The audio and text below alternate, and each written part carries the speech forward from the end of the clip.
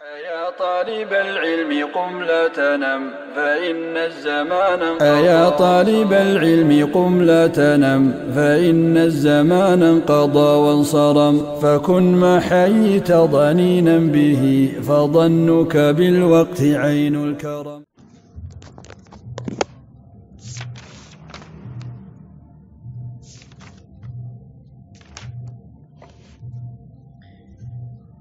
Baik.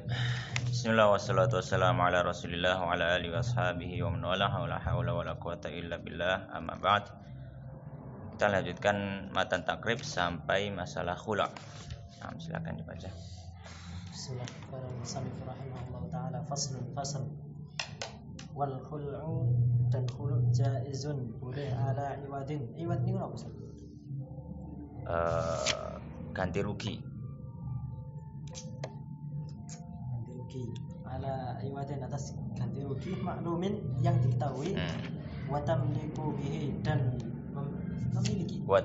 bihi dan memiliki bihi dengannya almar'atu seorang wanita nafsaha dengan dirinya wala dan tidak raj'ata lahu kembali kepadanya, dan tidak ada rujuk bagi dan tidak ada rujuk lahu baginya alaiha atasnya illa kecuali binikahin jadidin dengan pernikahan yang baru wa yajuzu dan boleh al khulu' fit tuhri dalam keadaan suci wa fil haidi dan dalam keadaan haid wala dan tidak yalhaqu mendapat al mukhtali'ata orang yang dituluk wanita yang apa namanya terkena tuluk wanita yang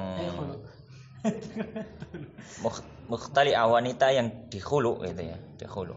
Wanita yang dikhulu at-talaqu. Talak. Baik, pembahasan berikutnya dalam kitabun nikah adalah masalah khulu'. Khulu' itu adalah satu dari jenis talak ya, satu dari jenis talak yang mana kalau laki-laki memiliki hak cerai, hak untuk talak, wanita diberikan hak oleh Allah Subhanahu wa taala dengan namanya khulu.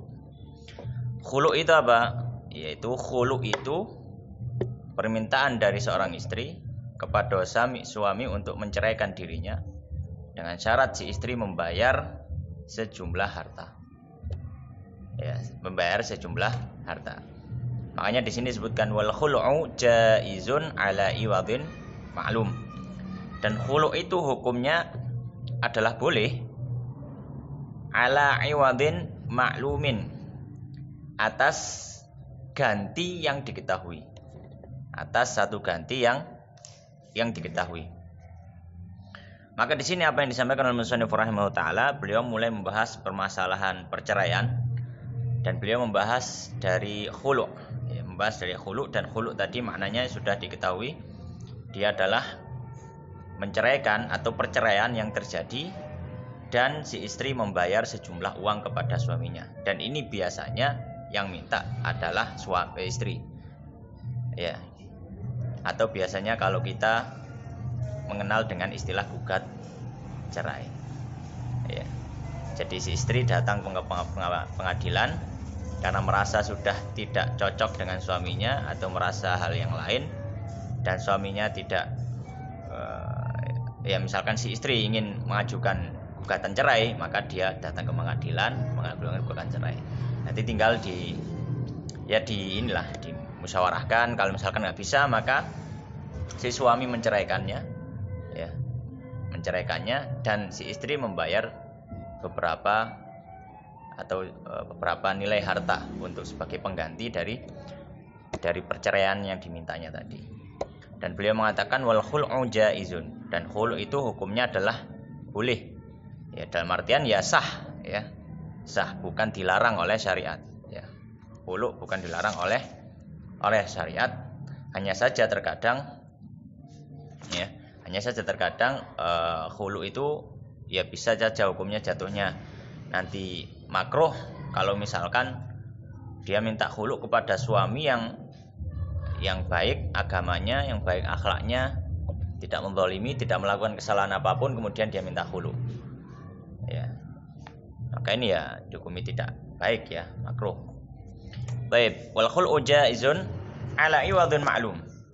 Dengan ganti rugi yang diketahui atau dengan ganti yang diketahui. Baik. Maka di sini bukan berarti kalau misalkan gantinya itu atau hartanya tidak diketahui kemudian khulu'nya tidak sah.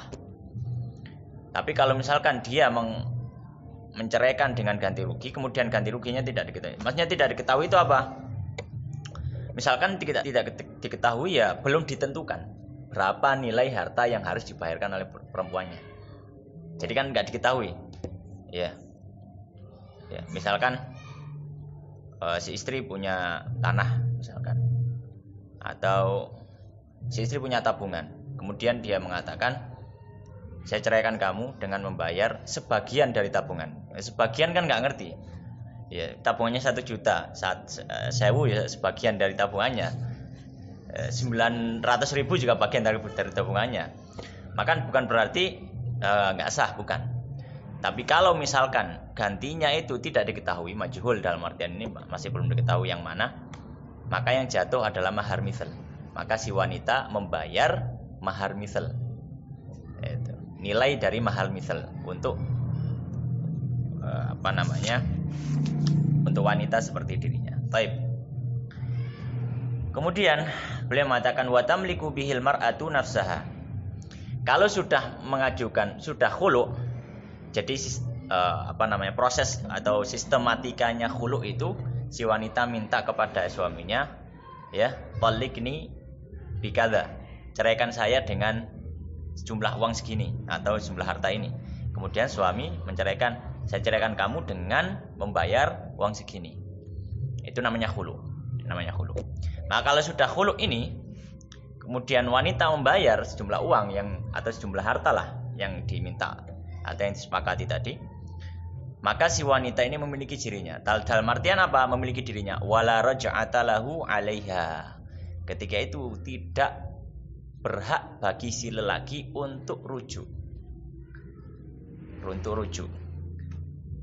Tapi apakah berarti tidak bisa menikah lagi? Bisa. Perlu dibedakan antara rujuk dengan nikah lagi. Orang rujuk itu nggak perlu akad nikah. Orang rujuk cukup mengatakan kepada wanita yang dia cerai, ya, dan belum melewati masa iddahnya, dia mengatakan saya rujuk kamu. Wis dadi bojo maneh, gitu. Tapi kalau akad nikah baru, dia harus datangkan wali, dia harus datangkan saksi, dia harus berikan mahar lagi, dia harus akad nikah lagi. Itu nikah baru. Nah, dalam masalah perpisahan ini, perceraian seperti ini, itu ada 2 jenis. Ada yang dia bisa rujuk dengan tadi caranya, dia langsung ngomong. Ada yang dia nggak bisa rujuk. Nah, kalau nggak bisa rujuk, ya otomatis harus nikah baru. Ya. Dan khulu' ini termasuk perceraian yang tidak bisa rujuk. Tidak bisa rujuk. Jadi kalau sudah khulu', sudah. Misalkan dua-duanya masing-masing sama-sama getun, kemudian ingin ya nikah lagi, nggak bisa cuma rujuk saja, harus nikah lagi. Maka itu maknanya tamliku bihil mar'atu nafsaha, yaitu wanita itu sekarang dia memiliki dirinya. Ya, maksudnya ya apa? Ya maksudnya tidak bisa dirujuk lagi oleh si suami. Illa kecuali apa? Binikahin jadidin, ya, dengan nikah yang baru. Ya, dengan akad nikah yang baru. Jadi misalkan orang khulu kemudian getun, maka ya tetap nunggu masa iddah selesai. Selesai masa iddah baru dia lamar, dia nikah lagi. Ya, melakukan akad nikah baru. Gitu. Kemudian beliau mengatakan selanjutnya, wa yajuzul khulu'u, dan boleh khulu' fi tuhri, ketika masa suci, wa fil haidhi, dan ketika dalam masa haid. Nah, pembahasan berikutnya atau masalah berikutnya, kalau talak, nanti kita akan belajar talak. Talak itu hukumnya halal kalau dilakukan ketika wanita itu sedang dalam masa suci dan belum dijima.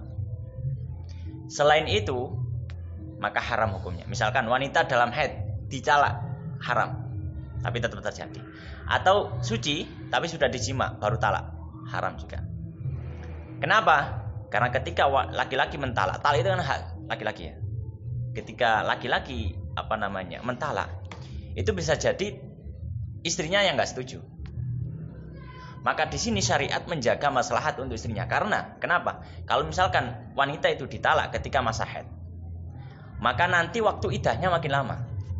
Karena iddah itu dimulai dari masa suci. Kan gini, misalkan kalau misalkan wanita ditalak pas suci ya. Baik, di start sekarang misalkan saya bulan apa ya? Februari. Syaban ya. Syaban ya. Syaban misalkan. Ditalak Syaban. Masa suci. Itu sudah start. Ketika ditalak, maka start sudah mulai ngisung itu masa iddah. Masuk haid. Kemudian masa suci. Sudah kedua. Masa haid.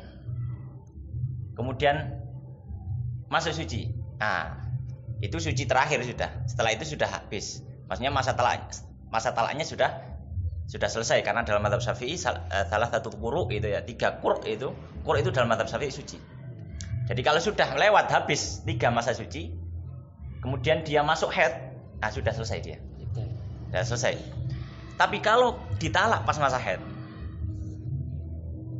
kan ngitungnya baru masa suci lagi. Maka dia bertambah rentang waktu untuk nunggu itu. Ya. Maka di sini dijaga syariat menjaga maslahat untuk wanita supaya tidak terlalu lama menunggu masa iddah gitu loh. Nah, tapi kalau khulu kenapa kok enggak? Karena khulu itu biasanya datang dari istri. Kalau datang dari istri, aslinya sing karep sapa? Bojone sing wedok. Maka tidak dilihat dari sisi itu. Karena sing karep sing wedok. Dadi ya enggak usah mikir maslahatmu karena ini yang kamu yang mau gitu. Itu karepmu kok. Iya, itu karepmu gitu.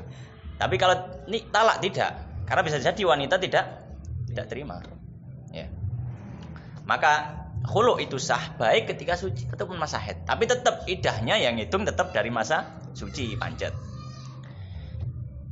Baik. Kemudian ya sah ya, jadi khulu bisa ketika tuhur ataupun masa haid.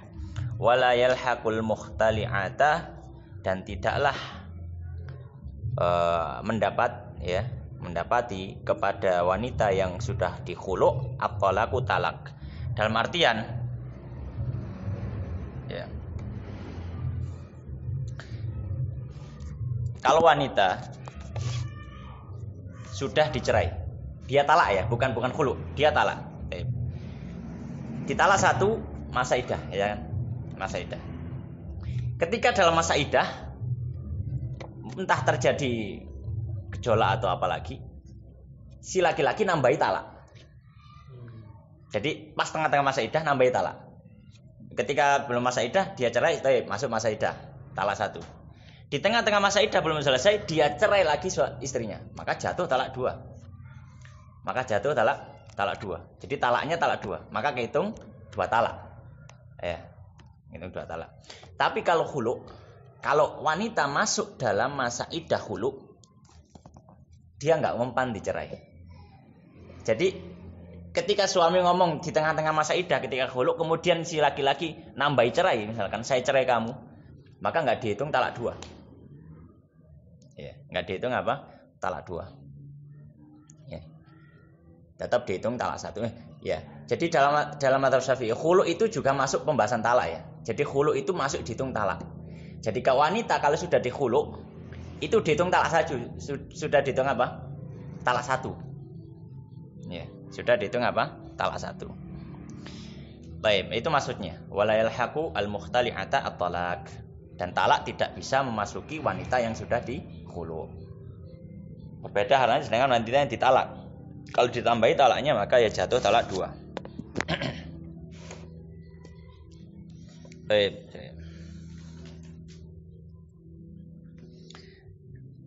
Nah, kenapa? Ya mungkin ada pertanyaan. Kenapa kok kalau khulu tidak bisa kena talak? Tapi kalau wanita ditalak biasa itu masih bisa tambahi talak. Ya, karena pada asalnya kalau wanita dicerai biasa itu kan masih bisa rujuk. Sejatinya dari sisi itu dia masih semi istri. masih semi istri. Kenapa? Karena kalau dia mau rujuk nggak perlu akad lagi, ya kan? Berarti dia masih semi istri. Tapi kalau sudah khulu, itu sudah memang bukan suami istri lagi. Maka talak tidak bisa terjatuh kepada seorang yang bukan istrinya. Gitu. Tapi kalau wanita itu ditalak biasa, dari sisi itu dia masih istri. Dari sisi masalah hak-hak nafkah, ya wanita laki-laki ketika mencerai kemudian masa iddah tetap memberikan apa? Nafkah. Bukan berarti dicolong blas, enggak. Ada kewajiban untuk nafkah. Nafkah masih jalan. Sukna tempat tinggal juga masih jalan. Nah, dan cerai kalau misalkan nambahi cerai ya masih masuk karena dari sisi itu dia apa? Dia masih istri. Ya. Tapi dari segi kemahroman, menyentuhnya, hukumnya kholwat dengannya, maka dia bukan istri lagi. Maka nggak boleh seorang laki-laki yang sudah mentalak istrinya dan dia belum rujuk, kemudian dia dalam satu rumah berdua-duaan, nggak boleh. Nah, terus gimana? Ya kalau dia cerai, ya imma istrinya taruh tempat lain atau dia yang pindah tempat lain. Bola sing lanang turun nang masjid sampai mari idai. Kecuali kalau dia rujuk. Kalau dia rujuk ya sudah selesai. Ya memang ada khilaf di antara para ulama, apakah rujuk itu bisa dihitung dengan jima?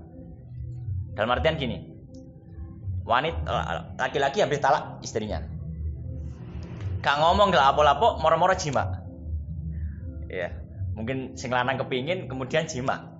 Nah, ini apakah dihitung rujuk atau tidak?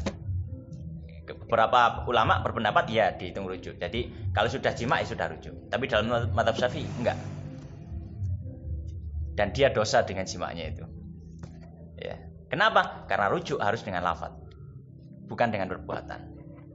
Nah, ini kadang yang enggak paham orang apa jenenge pegatan nih ece kumpul ece ini perlu difahamkan. Kemudian berikutnya faslun wa talaq. Pembahasan talak sekarang. Nah, silakan dibaca. Faslun wa talaqu darbani, dan talak menimpa dua hal. Sharihun jelas, wa kinayatun niku napa Ustaz? Dan kinayah. Kinayah. Kita manai kinayah gitu saja. Wa sharihu dan jelas, salah satu ada tiga alfadzin lafaz. At-talaqu talak, wal firaqu dan pisah.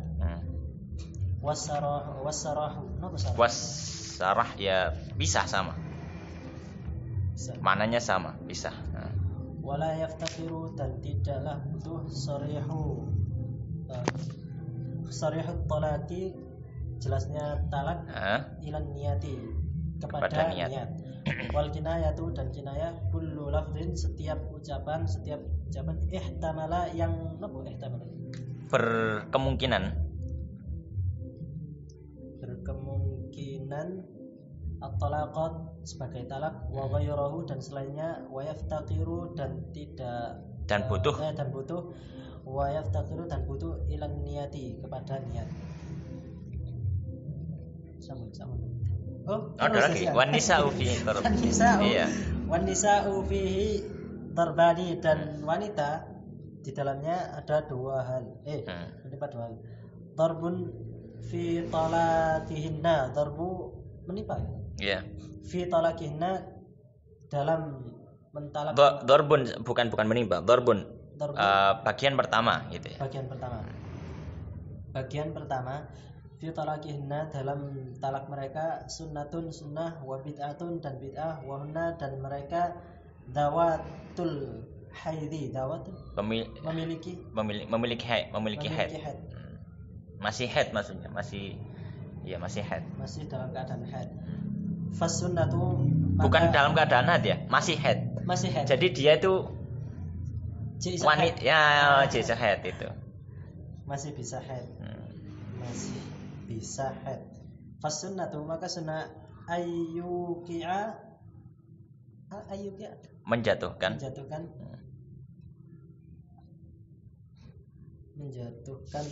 at-talaq fi tuhrin, dalam keadaan suci, ghairi mujami'in fihi, selain dijima tanpa menjima, iya, fihi dalamnya, Wal bid'atu dan bid'ah ayyuki'a menjatuhi at-talaq fil haidi dalam haid au fi tuhurin au dalam suci jama'aha mengumpulinya fihi dalamnya wadarbun dan macam laisa wadarbun dan bagian kedua dan bagian yang lainnya laisa fi talaqihinna tidaklah di dalam talak mereka sunnatun sunnah wala bid'atun dan tidak juga bid'ah wa hunna arba'un dan mereka ada 4 macam as-saghiratu kecil anak kecil wal aisatu Aisyah itu yang tidak haid lagi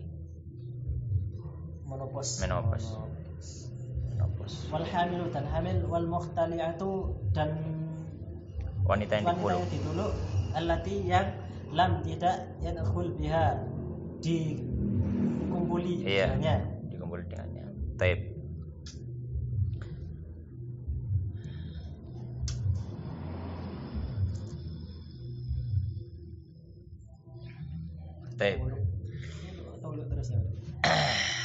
Faslun qala musannif rahimahullah taala wa talaqu darban. Sekarang pembahasannya apa?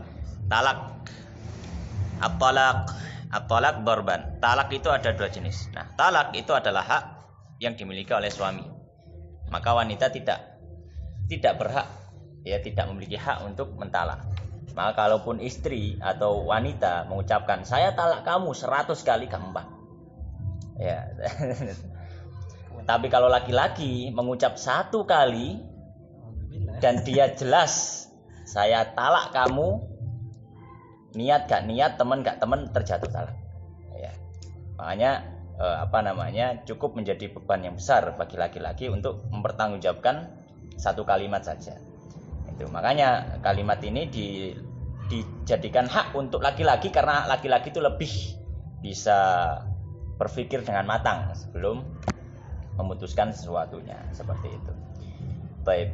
Wa talaqu darban, dan talak itu 2. Sharih yang pertama sharih, wa kinayatun dan kinayah yang kedua. Apa sharih? Fasarihu salasatu alfaz, dan sharih itu 3 lafaz. Maka selain dari 3 lafaz ini tidak termasuk sharih. Jadi yang dimaksud sharih adalah dengan lafaz-lafaz khusus, yaitu at-talaq atau al-firaq atau as-sarah. Ya.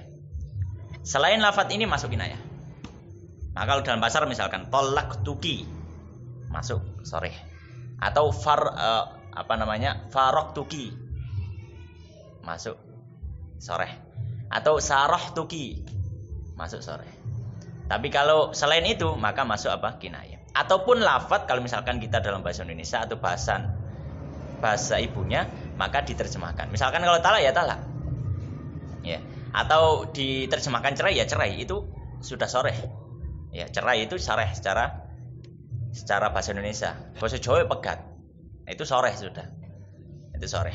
Maka kalau sharih kata beliau wala yaftakiru sharihut talaq ila niyah. Kalau lafadznya itu sharih maka tidak butuh kepada niat.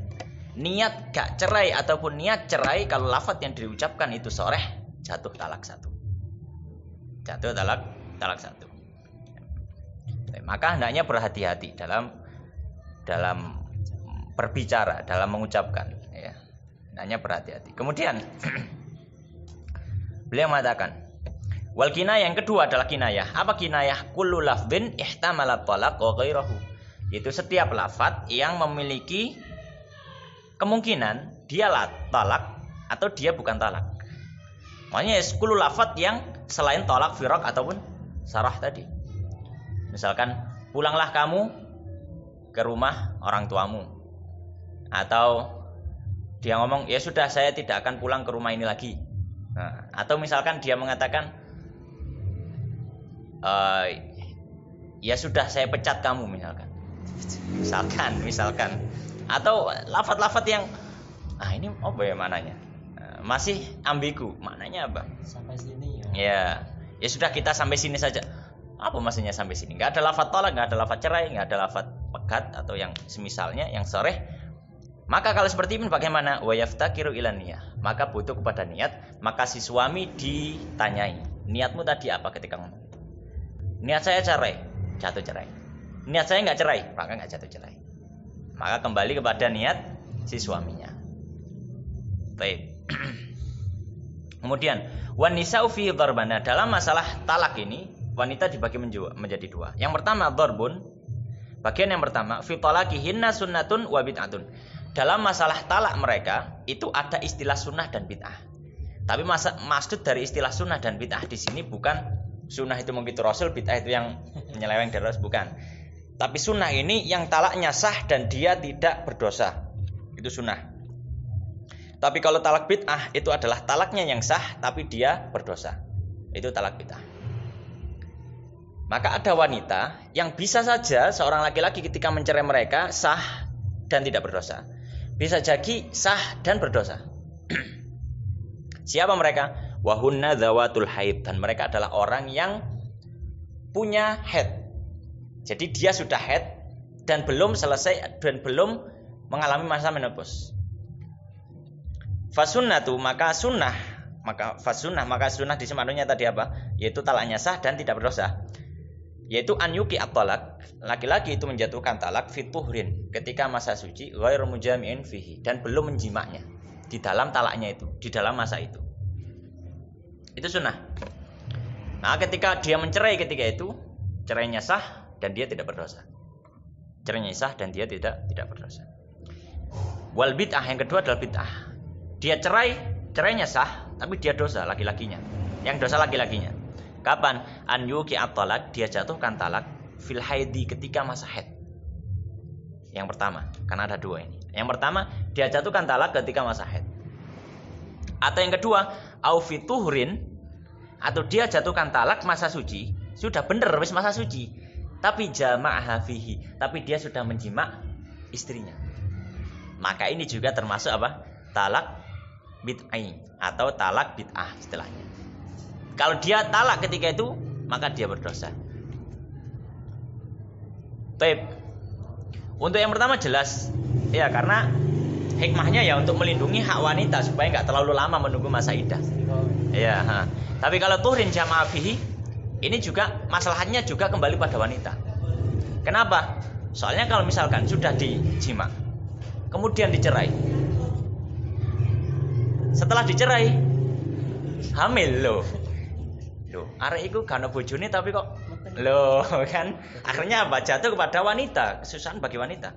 Maka dia laki-laki berdosa karena menjatuhkan istilahnya ya, prasangka buruk orang pada istrinya atau wanita mantan istrinya tadi. Maka nggak boleh. Nah, itu jenis wanita yang pertama. Nah, wanita yang masih memiliki masa haid. Wadarbun, dan jenis yang kedua, laisa fi talaqihinna sunnatun wala bid'atun. Talaknya enggak mandang sunnah bid'ah, enggak ada pandangan seperti itu. Talaknya semuanya sah dan suaminya tidak berdosa.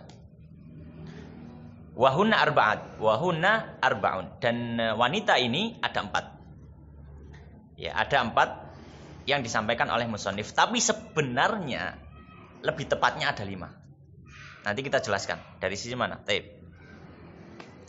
Yang pertama as-saghirah, anak kecil. Maksudnya as-saghirah di sini adalah wanita yang belum haid. Wanita yang belum haid. Loh, berarti istrinya belum haid lah. Iya. Loh, maka sah. Kanjeng Nabi menikah dengan Aisyah dengan beliau belum haid ya. Beliau masih kecil. Ya, jadi ya sah saja. Secara sah. Maka kalau misalkan istrinya ini masih kecil belum haid, mungkin istrinya umur 14 tahun dan dia belum haid, bisa saja. Maka ya anak 14 tahun sekarang sudah lumayan besar-besar kan gitu. Tapi dia belum haid kan, secara ini kan belum istilahnya. Belum balik ya. Baik. Nah, dinikah misalkan, kemudian dicerai. Maka enggak mandang sunnah atau bid'ah sudah. Talak kapanpun sah dan tidak berdosa. Ya. Yang kedua wal Aisyah. Aisyah itu adalah yang sudah menopause. Karena secara asar sudah nggak ada haid. Secara asar sudah nggak ada haid. Maka ini juga talak kapanpun sah ya, dan tidak berdosa.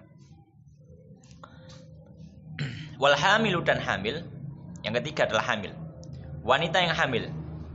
Ya, kemudian dicerai. Ya. Ya secara ininya tidak berdosa kalau maksudnya ini ya. Tapi dari unsur lain bisa jadi dia berdosa. Misalkan kalau mendolimi. Maksudnya di sini sunnah bid'ah itu tidak berdosa adalah dari sisi waktunya. Bukan dari sisi sebab loh ya. Karena nanti kalau melihat dari sisi sebab nanti beda-beda. Misalkan kalau dia wanita soleha, kemudian wanita yang taat, kemudian tiba-tiba dicerai oleh suaminya, dari sisi waktu mungkin dia benar tidak berdosa karena mencerainya ketika waktu suci. Tapi dari sisi sebab kenapa dia mencerainya? Karena dia sudah nggak suka. Sedangkan dia wanita yang soleha, dia wanita yang baik, maka bisa jadi laki-laki yang berdosa bukan dari sisi waktu talak, tapi dari sisi sebab kenapa mencerainya. Tapi makanya di sini pembahasannya dari waktu, sisi waktu, bukan dari sisi sebab ya. Kalau sisi sebab beda lagi. Nah, wanita yang hamil maka boleh dicerai kapanpun. Baik ketika haid ataupun ketika tidak haid. Karena dalam mazhab Syafi'i wanita hamil itu bisa haid itu. Kalau dalam mazhab Syafi'i.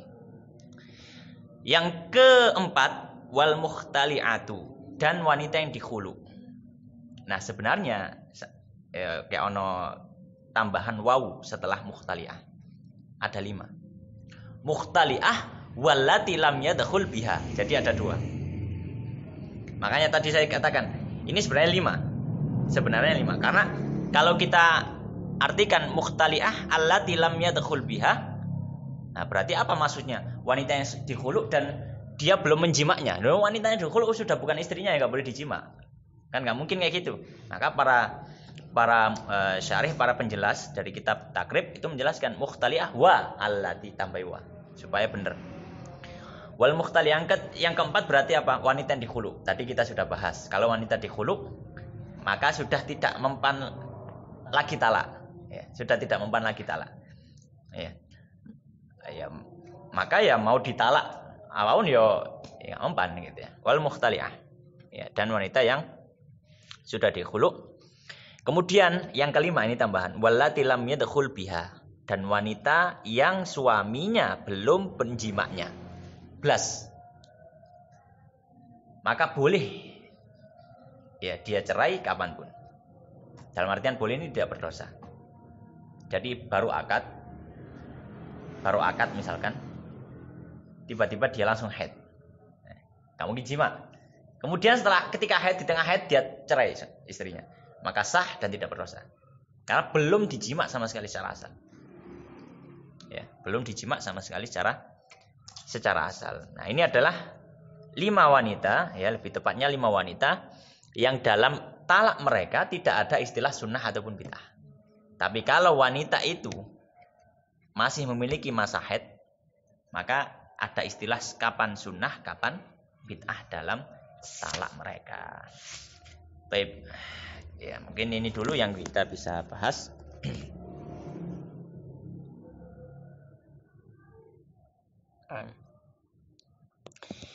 Demikian Allah taala alam sallallahu ala nabiyina Muhammadin wa ala alihi washabihi ajmain. Kita tutup dengan doa majelis. Subhanakallahumma bihamdika asyhadu an la ilaha illa anta astaghfiruka wa atubu ilaik. Assalamualaikum warahmatullahi wabarakatuh.